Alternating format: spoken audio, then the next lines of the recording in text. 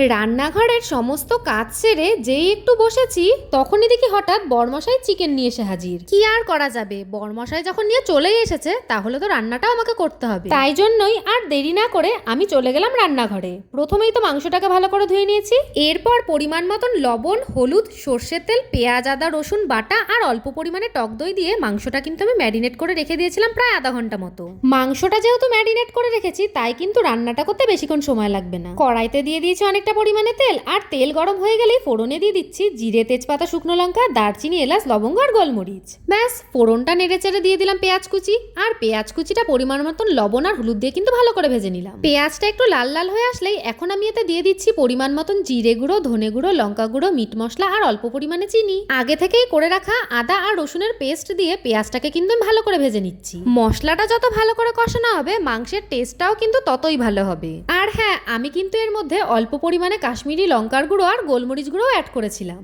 আগে থেকেই করে রাখা টমেটোর পেস্ট অ্যাড করে দিয়ে আমি কিন্তু মশলাটাকে আবারও ভালো করে কষিয়ে নিচ্ছি। এই দেখো, মশলাটার থেকে কি সুন্দর তেল ছেড়ে এসেছে। এবার কিন্তু আমি ম্যারিনেট করে রাখা মাংসগুলোকে মশলার মধ্যে দিয়েই কষিয়ে নেব। চলো, মাংস এদিকে কষা হতে হতে আমি আমার প্রিয় কিছু দিদিভাইদের নাম তোমাদের সাথে শেয়ার করি। নাসিমা খাতুন দিদিভাই আমাকে বলছে তোমার রান্নার ভিডিওগুলো খুব সুন্দর লাগে, তুমি প্লিজ আমার নামটা নিও, আমি মুর্শিদাবাদ থেকে বলছি। থ্যাংক ইউ সো মাচ দিদিভাই। রিনা সরকার দিদিভাই আমাকে কমেন্ট করেছে যে দিদিভাই তোমার ভিডিওগুলো খুব সুন্দর লাগে, আমি রিনা বলছি, তুমি প্লিজ আমার নামটা নিও। এই তো দিদিভাই, আমি তোমার নামটাও নিয়ে নিলাম। একটি মিষ্টি দিদিভাই আমাকে আগের ভিডিওতে কমেন্ট করেছে যে আমার নাম অরিজিতা, আমি তোমার প্রত্যেকটা ভিডিও দেখার জন্য অপেক্ষায় থাকি, তুমি প্লিজ আমার নামটা নিও। থ্যাংক ইউ সো মাচ দিদিভাই। শম্পা ঘোষ দিদিভাই বলছে খুব সুন্দর রান্না করো তুমি বোন, তোমার রান্নার ভিডিও দেখার অপেক্ষায় থাকি। থ্যাংক ইউ সো মাচ দিদিভাই আমাকে এত সুন্দর একটা কমেন্ট করার জন্য।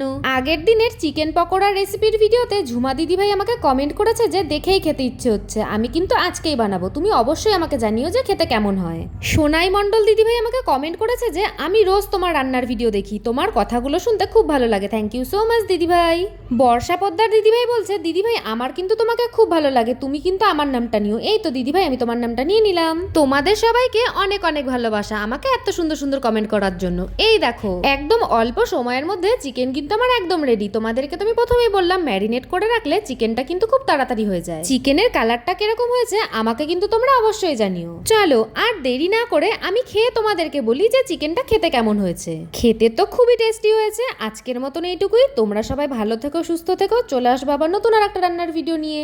তো চলো সবাইকে টাটা।